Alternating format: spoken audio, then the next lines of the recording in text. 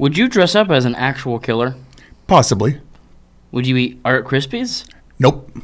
Would you like to see a third Terrifier? Absolutely. All this and more on Gory Storytime. Warning. Gory Storytime is a horror movie review show by a son and his dad who thought that letting his 5-year-old watch scary movies was acceptable. If you are offended by horror or talk about blood and gore by a child, or if you don't want horror movies from the 60s through today spoiled, then there is a remote stuck in your couch cushion next to potato chip crumbs. Use it. And of course, parental discretion is advised.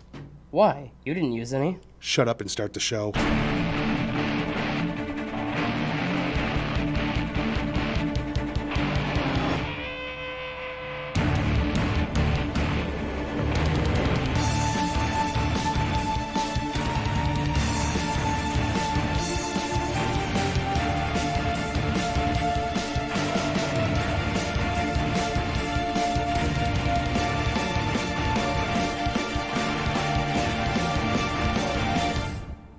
Happy Friday the 13th, and welcome to Gory Storytime. I'm your host, Jason. It's only Friday the 13th for people that watch it today, if it's uploaded today, which, like... It'll be live. Or the people live streaming. But... It will always have taken place anyone on Friday watching the this 13th. any other day, he's an idiot. It will always have taken place on Friday the 13th. Anyway... You're welcome. Welcome to Gory Storytime. I'm your host, Jason. And I'm his co-host and father, Craig. And this week... we're starting a series of 4 things. We just came off of our break from Christmas to New Year's. Took a couple weeks off. Last week we did our, looking into the future, the 2023 release schedule. Yep. Well, supposed to all have been 2023, but yeah, well, you know how we'll see. Right. This was supposed to be 2019, so we'll see, like you say. But the point is, we watched quite a few movies, and the next 4 are just going to be 4 movies that we watched during the break, and this is one of them. Actually, I think a couple of them were a little before it, but we didn't have a good spot for it. All 4 of these are from last year. Sure, but it's mostly from during the break is my point. Obviously, it's Terrifier 2. If you haven't seen it, go back and watch our episode where we review Terrifier. We definitely had a good time with that episode. We liked it. We did indeed, didn't we? But for the sequel, here's the basic premise. The clown from the first one, still killing people. Yeah. I mean, there's a family, and there was some weird backstory with, like, the dad that had predicted... that his daughter had to wear a costume and kill Art the Clown, and it was like it was an excuse to have much more blood and gore. It was a very, very much an excuse just Art doing more Art things. They were trying to have a story, and the story in the first one was Art the Clown kills people, and that's basically the story in this too. Yeah, with some, people thrown in. Yeah, and their own little side missions. What are you doing? This chair keeps, Anyway, that seems to be about all you really need to know. If you've watched the first one, you're either in or you're not. Yeah, I mean, it's definitely a sequel to that movie. Anything else you want to say before we show them the trailer so we can give them a little taste of what we're talking about? No? No. All right, roll that trailer then. So, did you figure out what you're dressing up as tomorrow? He wants to dress up as a real guy who murdered 9 people last year. Oh, you're not doing that. It's just a costume.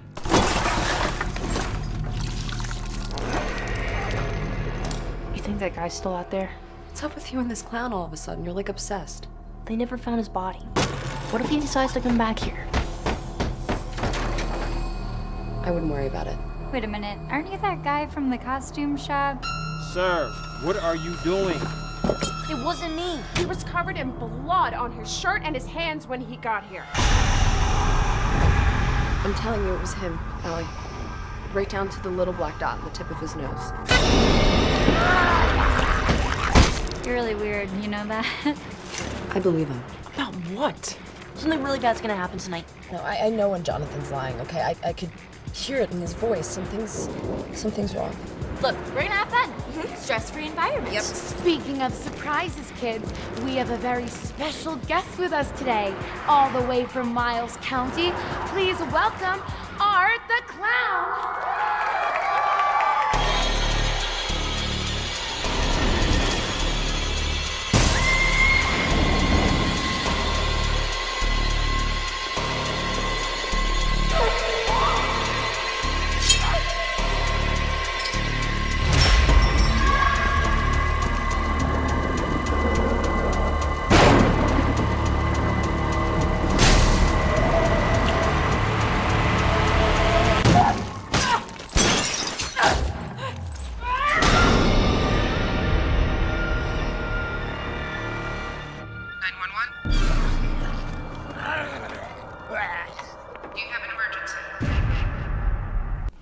Well, all right.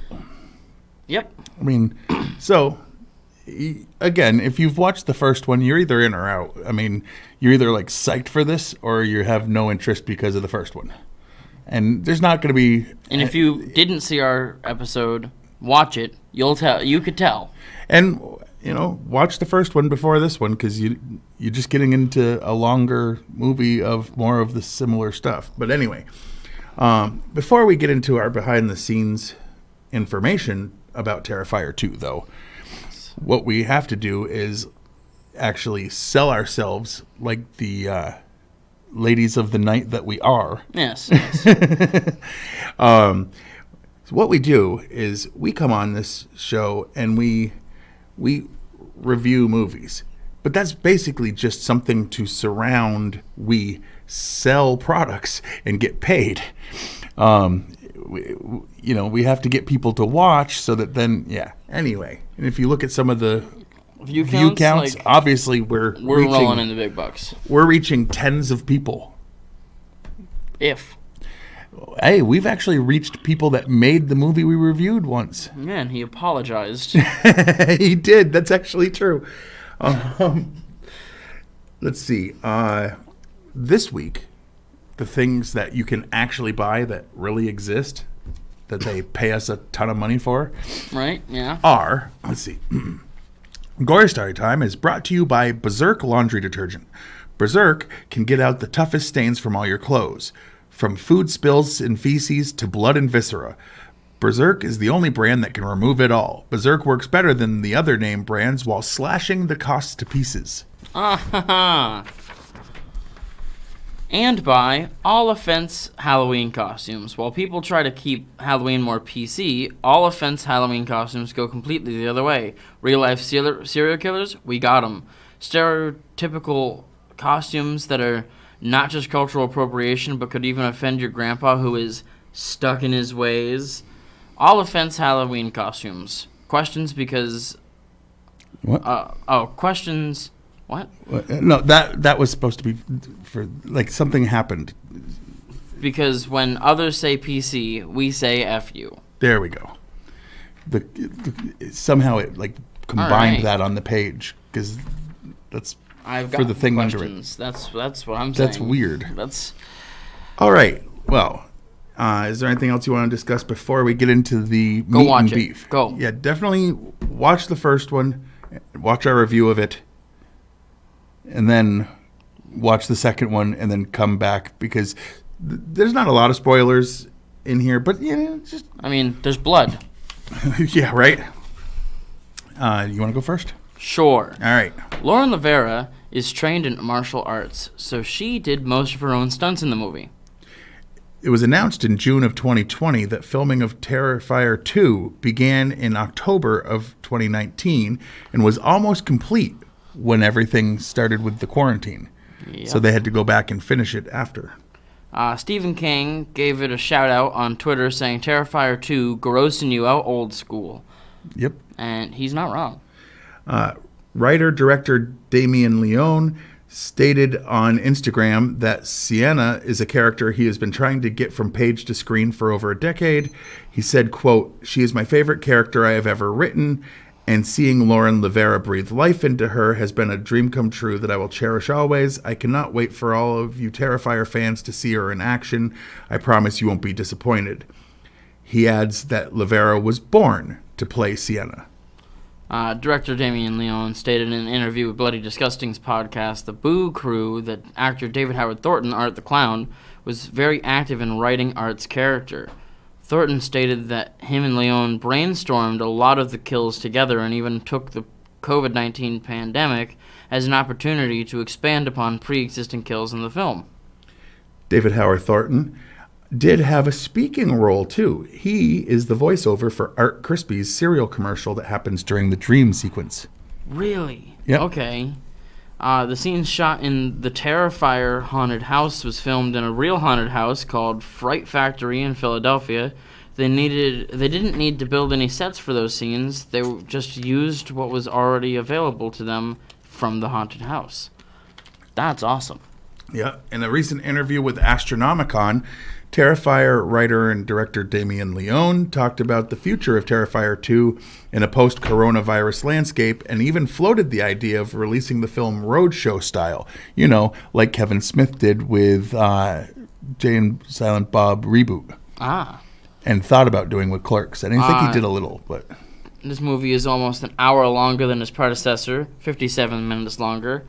Terrifier was 1 hour and 21 minutes long, and Terrifier 2 is 2 hours and 18 minutes long. The uncut version is even longer. That's what we got to get our hands on. Art's face makeup is similar to Marcel Marceau, the legendary mime, who survived the Nazi occupation and saved many children in World War II. He was regarded for his peerless style pantomime, moving audiences without uttering a single word, and was known to the world as the master of silence. Quite a difference from Art in the films. Yeah. The fictional Miles County is located reasonably close to New York City. The costume shop Sienna and Allie go to is located in New York City, as shown on the costume shop bag, Abracadabra NYC. The local news also discusses a parade being held in New York City. The movie was reportedly so violent and gory that people had been vomiting and fainting inside movie theaters. Some instances even had ambulances called.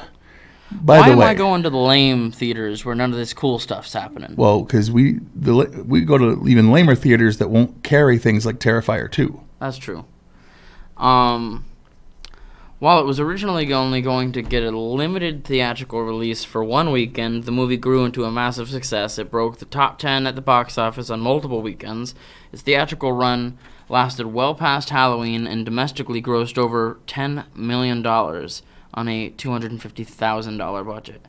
That is why there's already a third one. Winner. That's why there's already a third one being worked on. Although released in 2022, it takes place in 2018 because the events of the first one were 2017 and this was 1 year later. Yeah. Right. David Howard Thornton was disgusted when he had to pull the innards out of the bodies of the victims. He said they were cold, slimy, and gross. This seems like a bad part for him if that's... During the Halloween party scene towards the end, one of the party goers is wearing a Moobies uniform from the View Askew movies by Kevin Smith. I did not notice that, but I like that. When Brooke's boyfriend Jeff first appears at the Halloween costume, he arrives wearing a ghost... Halloween party. He doesn't appear at a costume. He arrives wearing a ghost costume made of a white bedsheet with a pair of glasses, a direct reference to the original Halloween. It's true. References are made to the Zodiac Killer, Jeffrey Dahmer, and Charles Manson. The noise we hear as Jonathan approaches the truck is AM radio static. This would be caused by someone actively changing the station, hence why we hear snippets of dialogue. The sound itself suggests a manual tuner rather than the digital type found in vehicles today. Mm-hmm. And while the film's effects are 99% practical, director Leone stated that he did use digital effects on a couple of scenes. When Ricky, the costume shop worker, gets killed, he had the actor's face, who plays Ricky, digitally put onto a fake head. This was done to show the eyeball opening and closing. The other kill, where digital effects were used, was in the now infamous bedroom kill scene. Leone digitally puts the actress's real eyeball on the dummy, so when she wakes up, the eye opens. I see.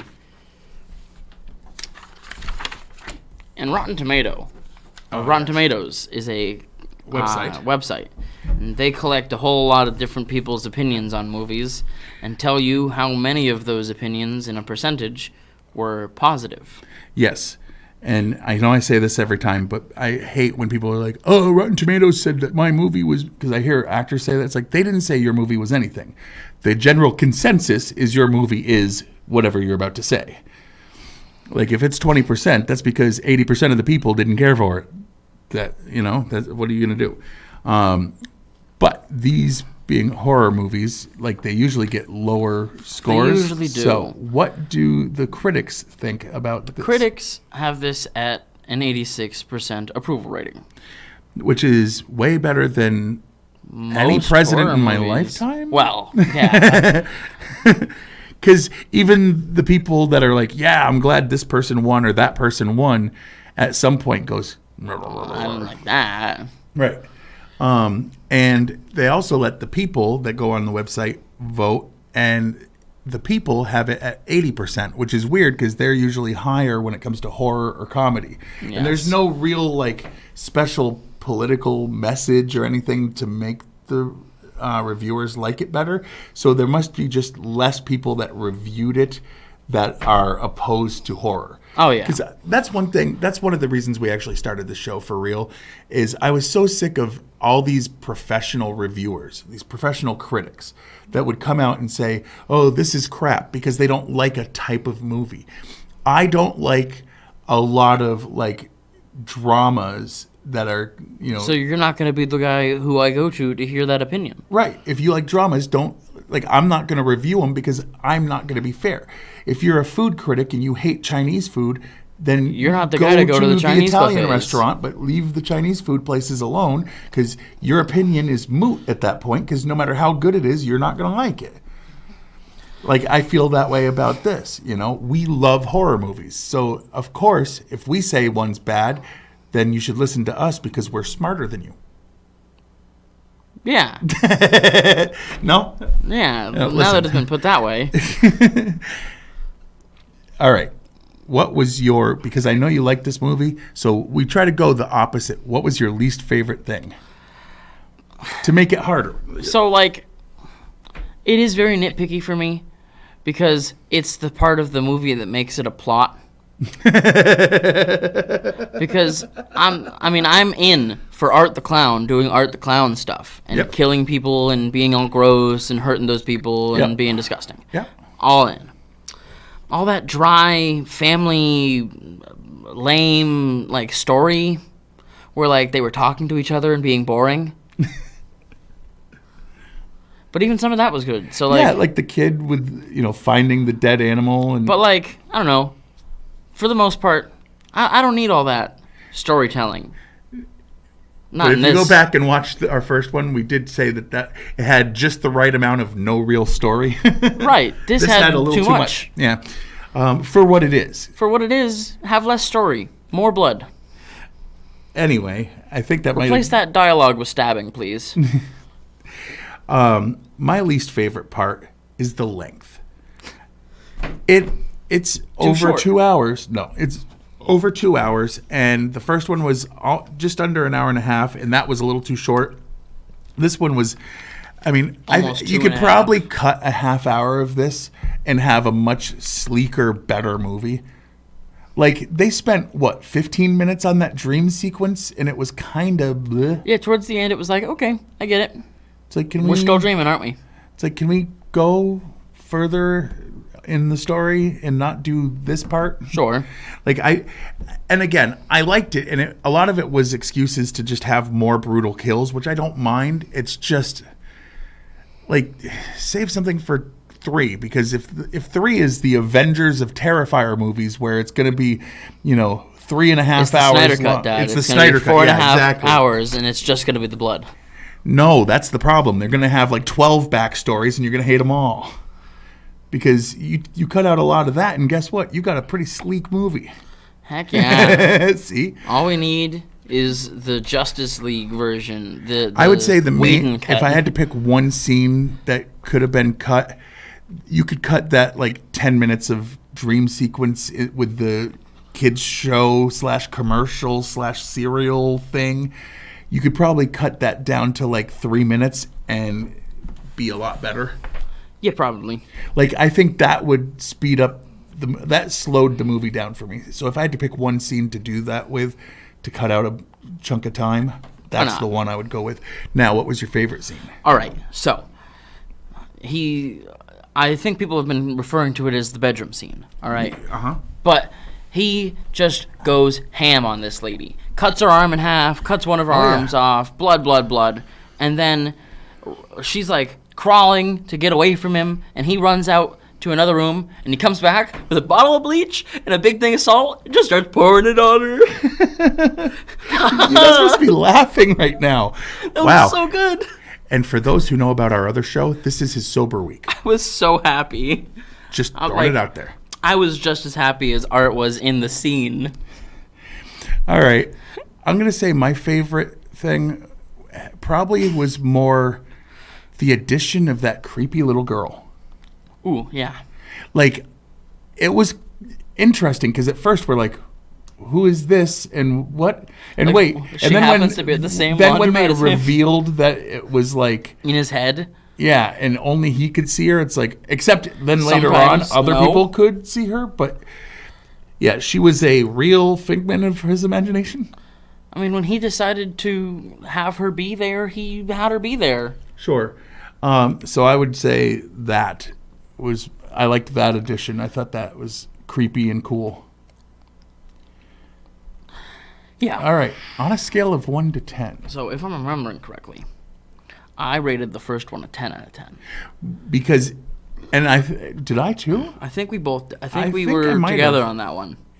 If not, it was like 10 out of 10 and 9 out of 10 or something like that. But I think because it was literally like, and I'll say this again, it was the perfect 80s horror movie made in 2012. And this is the perfect late 80s, early 90s horror movie sequel to that first one. Where they're trying to add a little bit of plot and a little backstory and it's to building explain towards maybe there's going to be a confrontation in the third or fourth one. Maybe it's going to go on forever, and 40 years later we're going to get a reboot that's only a sequel to the first one.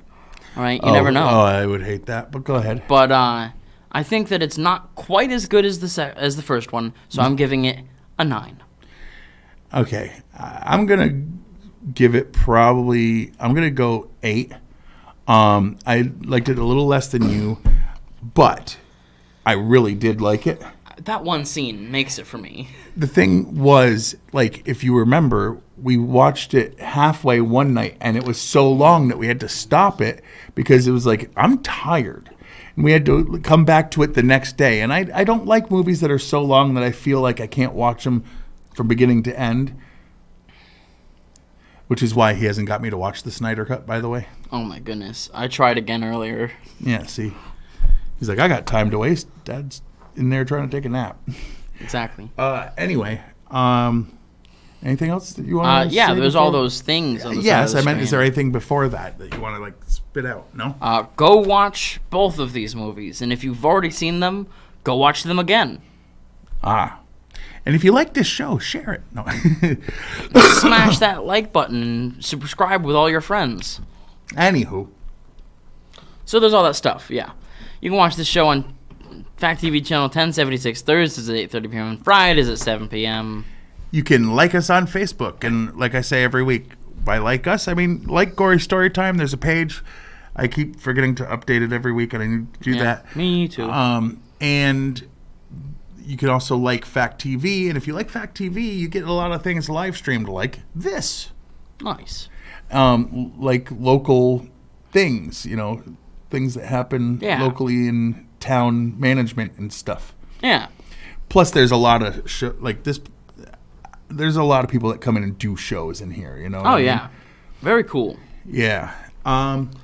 You can go to factaid.com and watch a bunch of the back episodes of this and a bunch of those other shows, yeah.